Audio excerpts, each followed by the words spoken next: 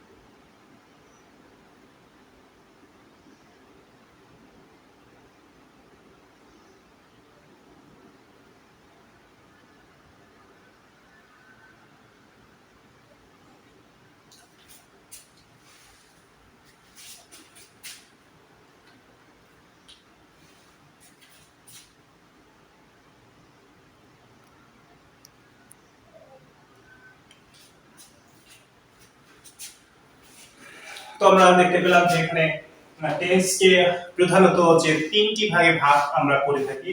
একটি হচ্ছে past tense, প্রথমটি, এরপরে হচ্ছে প্রেজেন্ট টেন্স এবং হচ্ছে ফিউচার টেন্স। এই তিনটি প্রধান ভাগে টেন্সকে ভাগ করা হয়ে থাকে। এরপরে হচ্ছে আমরা এই তিনটি টেন্স বোঝার একটি সহজ একটি চিত্র অঙ্কন করব, যে চিত্রের মাধ্যমে আমরা বোঝার চেষ্টা করব যে আসলে কোন টেন্স কিরকম।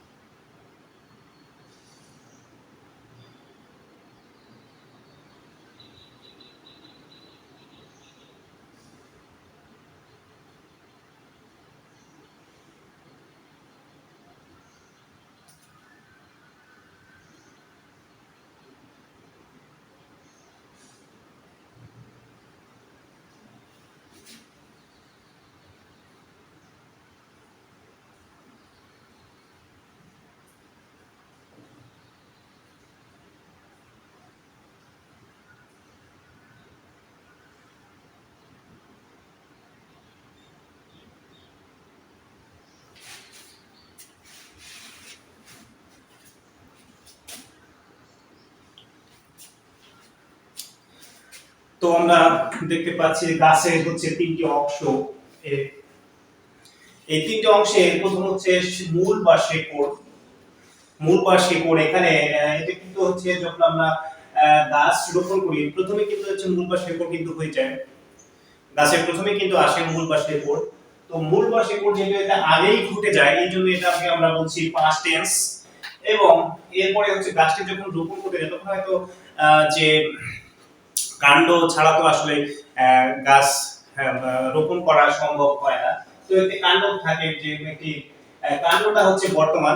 এবং এই কাণ্ড কিন্তু যে যে কাণ্ডর যে অংশটি রয়েছে এই অংশটি কিন্তু হচ্ছে কখনোই পরিবর্তন হয় না। তার তার যে নাম যে কাণ্ড কিন্তু 1 বছর বা আমরা যখন রোপণ করি তখন কিন্তু তার নাম কাণ্ডই থাকে, আবার হচ্ছে 5 বছর পরেও কিন্তু সেই কাণ্ডই থাকে। এরপরে হচ্ছে কাণ্ডটাকে এই জন্য আমরা বলছি প্রেজেন্ট টেন্স। কাণ্ড কিন্তু কোনো চেঞ্জ নেই, যদিও সে হয়তো মোটা সোটা বা লম্বা হয়ে থাকে কিন্তু কাণ্ড কাণ্ডই থাকে। কিন্তু এরপরে যে অংশটি পাতা, এরপরে পাতা গজায়, তারপরে হচ্ছে এটা কিন্তু গাছ আমরা যখন রোপণ করি তখনই কিন্তু পাতাগুলো গজায় না, এটা কিন্তু মানে ভবিষ্যতে গজায়, ইন ফিউচারে এটা কিন্তু গজায়। এই জন্য আমরা এটাকে বলবো হচ্ছে যে এবং ফল কিন্তু গাছ লাগানোর সাথে সাথেই ফল হয় না। এটা কিন্তু হচ্ছে একটা নির্দিষ্ট সময় পরে সামনে বা আজ যে গাছ রোপণ করলাম সেই গাছ ঠিক আজ থেকে 5 বছর পরে কিংবা 6 বছর পরে বা কিংবা হচ্ছে 3 বছর বা 1 বছর পরে গিয়ে ফল ধরবে। এই জন্য এটাকে আমরা বলবো যে ফল এটা হচ্ছে ফিউচার টেন্স এবং কাণ্ড হচ্ছে প্রেজেন্ট টেন্স এবং হচ্ছে যে মূল বা শেকড় এটা হচ্ছে পাস্ট টেন্স। এই হচ্ছে টেন্সের তিনটা টেন্স বোঝার সহজ প্রক্রিয়া। এবং আমরা যে টেন্সের প্রত্যেকটা টেন্স, এই প্রত্যেকটা টেন্স কিন্তু আবার আলাদা আলাদা ভাবে 4 ভাগে বিভক্ত। সেই আমরা 4টি ভাগ আমরা দেখবো যে 4টি ভাগ আসলে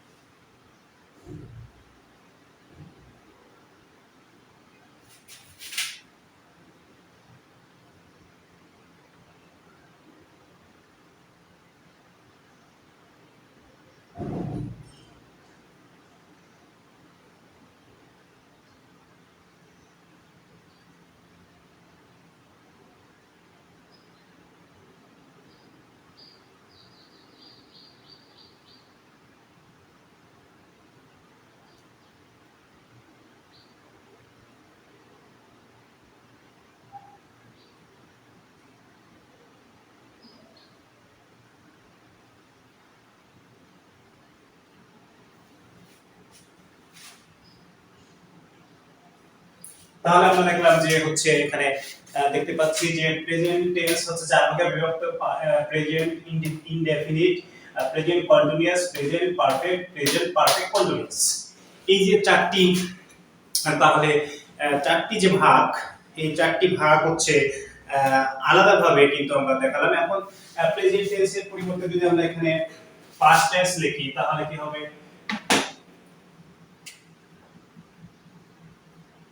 তাহলে past indefinite, past continuous, past perfect, past perfect continuous.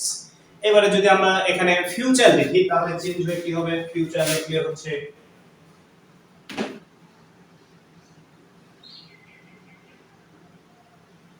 Future indefinite, future continuous, future perfect, future perfect continuous. এই যে 12টি টেন্স আমরা কিন্তু একটি গঠন থেকেই আমরা দেখতে পেলাম।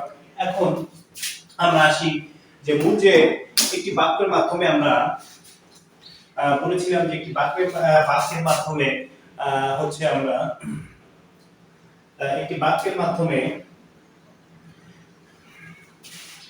12টি টেন্স বোঝার চেষ্টা করব। সেটা হচ্ছে যে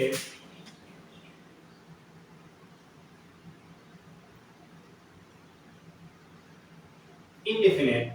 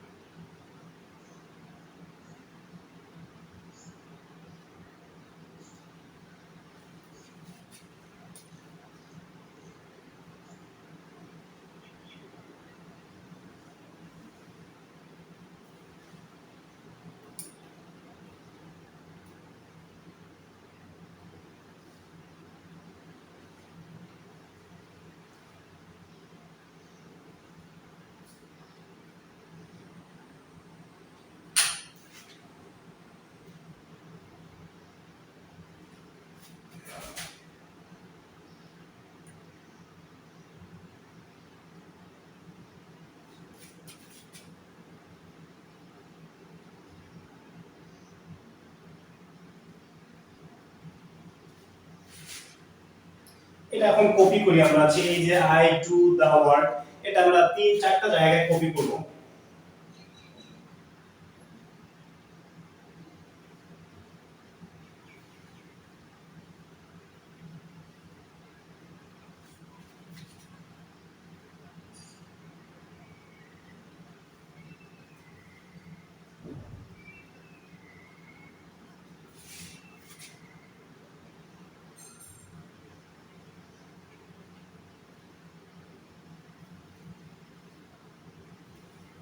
এই চারটি জায়গায় কপি করলাম। এখন এটা যদি প্রেজেন্ট টেন্স হয়, প্রেজেন্ট ইনডিফিনিট টেন্স হয়, এই চারটা, এটাই হচ্ছে মূল structure. I do the work, এই স্ট্রাকচারটা যদি আমরা মনে রাখতে পারি, মুখস্থ রাখতে পারি, তাহলে কিন্তু যে 12টি টেন্সের স্ট্রাকচার সেগুলো খুব সহজভাবে কিন্তু আমরা মুখস্থ করতে পারবো বা মনে রাখতে পারবো। তো এই হচ্ছে যে আই ডু দা ওয়ার্ক, এটা হচ্ছে যে ইনডেফিনিট। আমরা প্রথমে প্রেজেন্ট টেন্সের ক্ষেত্রে যদি চিন্তা করি, প্রেজেন্ট টেন্স, প্রেজেন্ট টেন্সের ক্ষেত্রে চিন্তা করলে তাহলে আই ডু দা ওয়ার্ক, অর্থাৎ present indefinite I do the work, এটা শেষ। এখানে কিন্তু এখানে এটা শেষ হয়ে গেল, যে I do the work present indefinite tense হয়ে গেল। এবারে আসি যে যদি এখানে আমরা সাবজেক্ট ব্যবহার করেছি, সাবজেক্ট ব্যবহার করেছি ফার্স্ট পারসন, যদি আমরা থার্ড পারসন ব্যবহার করি তাহলে ডু, এখানে ডাজ হতো, একটু মনে রাখতে পারলেই কিন্তু কাজ শেষ। আমরা হচ্ছে কন্টিনিউয়াস, আই কন্টিনিউয়াস ক্ষেত্রে আমরা জানি যে অক্সিলারি ভার্ব বসে হচ্ছে আই পরে এম, আই এম, এখানে একটা আইএনজি যোগ করে দেব, I am doing the work, তাহলে কন্টিনিউয়াস কিন্তু হয়ে গেল I am doing the work. এবং বলে রাখা ভালো যে প্রত্যেকটা কন্টিনিউয়াস টেন্সে কিন্তু মূল ভার্বের সাথে আইএনজি যুক্ত হয়। প্রত্যেকটা কন্টিনিউয়াস টেন্সের প্রত্যেকটা কন্টিনিউয়াস টেন্সের প্রত্যেকটা কন্টিনিউয়াস টেন্সের মূল ভার্বের সাথে কিন্তু আইএনজি যুক্ত হয়। তাহলে I am doing the work, তাহলে কন্টিনিউয়াস টেন্স কিন্তু শেষ হয়ে গেল। এরপর হচ্ছে পারফেক্ট। পারফেক্ট হচ্ছে হ্যাভ অথবা হ্যাজ, তাহলে মানে আই হ্যাভ, এখানে ডু আছে, এখানে জাস্ট শুধু হচ্ছে এম করে দিতে হবে। প্রত্যেকটা পারফেক্টে ভার্বের ভিত্তি বসে, অর্থাৎ পাস্ট পার্টিসিপল বসে, এটা কিন্তু আমাদের সবারই জানা। তাহলে I have done the work, তাহলে এটা হয়ে গেল। যদি থার্ড পারসন সিঙ্গুলার নাম্বার হয় তাহলে হচ্ছে এস, তাহলে হচ্ছে হ্যাজ হবে আর পুরো বাকি সব ক্ষেত্রে হ্যাভ হবে। এবার পারফেক্ট কন্টিনিউয়াস, এবার এটা হবে আই হ্যাভ, একটি আই হ্যাভ বিন। প্রত্যেকটা কন্টিনিউয়াস আমরা বলছি যে আইএনজি হবে, তাহলে I have been doing, I have been doing the work. তাহলে শূন্যস্থানটা পূরণ করলে কিন্তু হয়ে যাচ্ছে। I have been doing the work, অর্থাৎ প্রেজেন্ট পারফেক্ট টেন্স কিন্তু হয়ে গেল। এবারে আমরা আসি পাস্ট টেন্সে। যদি পাস্ট হয় তাহলে কেমন হবে স্ট্রাকচার গুলো?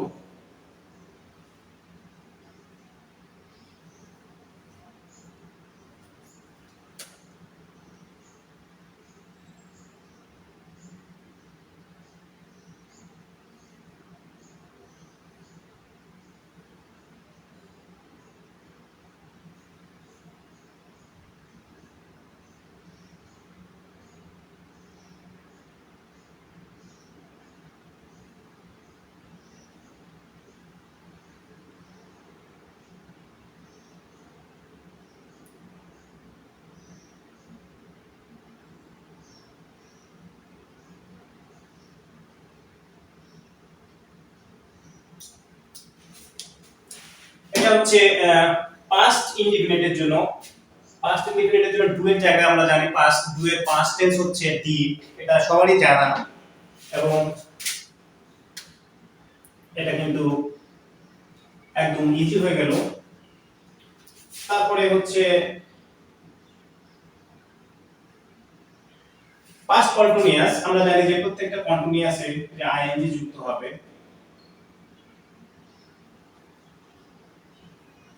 তারপরে এখানে হবে I was, I was doing the work, auxiliary verb. পারফেক্টে কি হবে? আমরা জানি প্রত্যেকটা পারফেক্টে ভার্বের ডান হয়, অর্থাৎ V3 হয়, এবং অক্সিলারি ভার্ব এখানে একটাই, I had done the work, I had done the work, অর্থাৎ এখানে কিন্তু হচ্ছে শুধু had এবং done। প্রত্যেকটা পাস্ট, প্রত্যেকটা পারফেক্ট টেন্সের মূল ভার্বে হচ্ছে V3 বা পাস্ট পার্টিসিপল ফর্ম বসে, অর্থাৎ I had done the work. এবং পারফেক্ট কন্টিনিউয়াস এটাও কিন্তু হ্যাড, কন্টিনিউয়াস যেহেতু আছে তাহলে এখানে কিন্তু আইএনজি দিতেই হবে।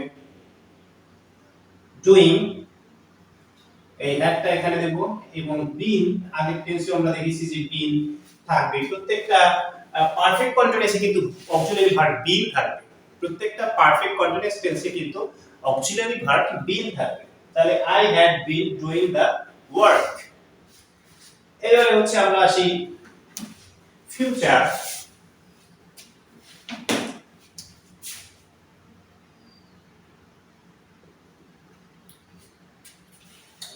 ফিউচারে আমরা এখানে আবার কপি করে নিয়ে আসলাম।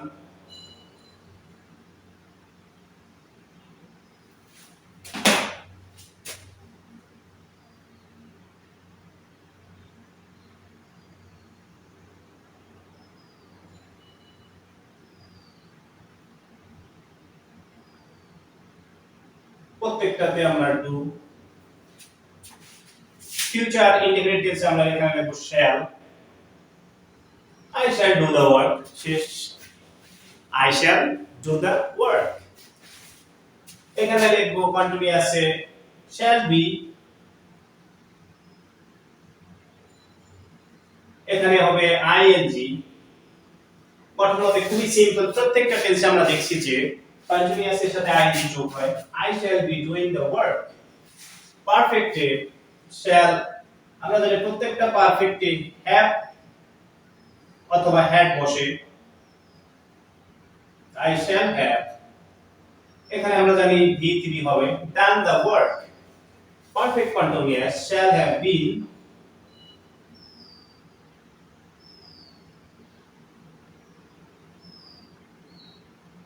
এবং এখানেও কিন্তু আইএনজি হবে, শ্যাল হ্যাভ বিন পারফেক্ট কন্টিনিউয়াসে কিন্তু আমরা দেখতে পেলাম যে শ্যাল হ্যাভ বিন এর মাধ্যমে আহ, এবং এখানেও কিন্তু হচ্ছে কন্টিনিউয়াস শ্যাল হ্যাভ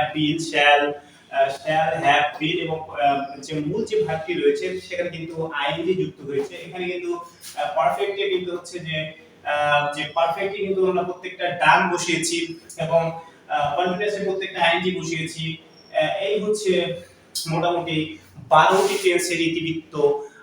আমি আশা করি যে শুধু এই একটি মাত্র বাক্য যদি আমরা স্ট্রাকচার, এই মূল স্ট্রাকচার যে রুট স্ট্রাকচার হচ্ছে এটি আই ডু দ্য ওয়ার্ক, এবং এই এই স্ট্রাকচারটা মুখস্থ রেখে আমরা আমার ব্যক্তিগতভাবে আমি যেটা দেখি সেটা হলো যে গঠন মুখস্থ না করে একটি বাক্য মুখস্থ করে সেখানে গঠনগুলো যদি আলাদাভাবে বসিয়ে দেওয়া যায় তাহলে ব্রেনে ভালো কাজ করে। তো আশা করবো যে আই ডু দ্য ওয়ার্ক এটা হচ্ছে ক্লাস 5 এর বাচ্চারা খুব সহজেই মুখস্থ করতে পারবে।